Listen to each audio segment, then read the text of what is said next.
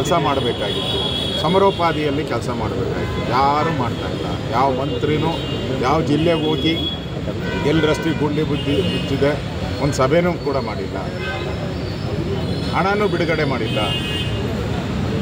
ಈಗ ಬೆಂಗಳೂರಲ್ಲಿ ನೀವು ಗುಂಡಿ ಮುಚ್ಚೋದಕ್ಕೆ ಹಣ ಬಿಡುಗಡೆ ಮಾಡಿದ್ದೀನಿ ಅಂತ ಹೇಳ್ತಾ ಇದ್ದೀರಲ್ಲ, ಪದೇ ಪದೇ ಹೇಳ್ತಾನೆ ಇದ್ದೀರಿ.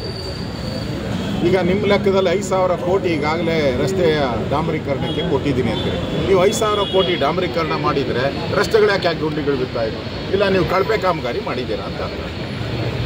ನಿಮ್ಮ ಟೆಂಡರ್ ಪ್ರಕಾರ 5,000 ಕೋಟಿ ಈಗ ಕಳಪೆ ಕಾಮಗಾರಿ ಮಾಡಿದ್ದೀರಾ, ಅದಕ್ಕೆಲ್ಲ ಹೊರಟೋಗಿದೆ.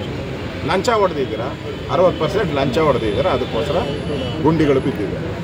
ನಾನು ರಾಜ್ಯ ಸರ್ಕಾರಕ್ಕೆ ಆಗ್ರಹ ಮಾಡ್ತೀನಿ, ಎಲ್ಲ ರಸ್ತೆಗಳಿಗೆ ಡಾಂಬರೀಕರಣ ಇವತ್ತೇ ಶುರು ಮಾಡಿ.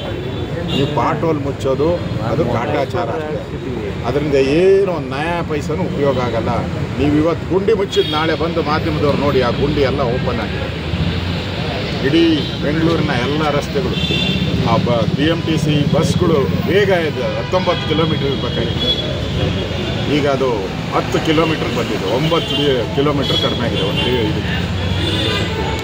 BMT ಬಸ್ಗಳಲ್ಲೂ ಓಡಾಡೋಕ್ಕಾಗ್ತಾ ಇಲ್ಲ, ಕಾರುಗಳಲ್ಲೂ ಓಡೋಕ್ಕಾಗ್ತಾ ಇಲ್ಲ, ಮೋಟ್ರ್ ಬೈಕಲ್ಲೂ ಓಡಾಡೋಕ್ಕಾಗ್ತಾ ಇಲ್ಲ. ಆ ಪರಿಸ್ಥಿತಿ ಕರ್ನಾಟಕದಲ್ಲಿ ಇವತ್ತು ಕಾಣ್ತಾ ಇದೆ. ಇಂಥ ಮಾತೆತ್ತಿದ್ರೆ ನಾನು ITBT ಅವರು ಪ್ರಶ್ನೆ ಮಾಡಿದ್ರೆ ನೀವು ಹೋದರೆ ಹೋಗ್ರಿ ಅಂತೀರ. ITBT ಅವ್ರಿಗೆ DK ಶಿವಕುಮಾರ್ ಏನು ಹೇಳಿದ್ರು? ನಮಗೆ ಧಮಕಿ ಹಾಕ್ಬೇಡ್ರಿ, ಹೋದರೆ ಹೋಗ್ರಿ ಅಂದರು. ಈಗ ಇಲ್ಲಿ ಸ್ಕೂಟ್ರಲ್ಲಿ ಹೋಗೋರು, ಬೆಂಗಳೂರಲ್ಲಿ ಸ್ಕೂಟ್ರಲ್ಲಿ ಕಾರು ಹೋಗೋರು, ಅವರು ಸರ್ಕಾರಕ್ಕೆ ವಾರ್ನಿಂಗ್ ಕೊಡ್ತಾ ಇದ್ದಾರೆ. ಅವ್ರಿಗೇನು ಹೇಳ್ತೀರಾ? ನೀವು ಬೆಂಗಳೂರು ಬಿಟ್ಟು ಹೋಗಿ ಅಂತ ಹೇಳ್ತೀರಾ? ITBT ಕಂಪ್ನಿಗೆ ಮಾತ್ರ ಬಿಟ್ಟು ಹೋಗಿ ಅಂದ್ರಿ. ಈ ಕಾರ್ಗಳಲ್ಲಿ ಸ್ಕೂಟರ್ಗಳಲ್ಲಿ ಓಡಾಡೋರು ಸರ್ಕಾರಕ್ಕೆ ಚೀಮಾರಿ ಆಗ್ತಾವ್ರಲ್ಲ, ದಿನ ಟ್ವೀಟ್ ಮಾಡ್ತಾ ಇದ್ದಾರೆ, ಸೋಷಿಯಲ್ ಮೀಡಿಯಾದಲ್ಲಿ ಹೇಳ್ತಾ ಇದ್ದಾರೆ.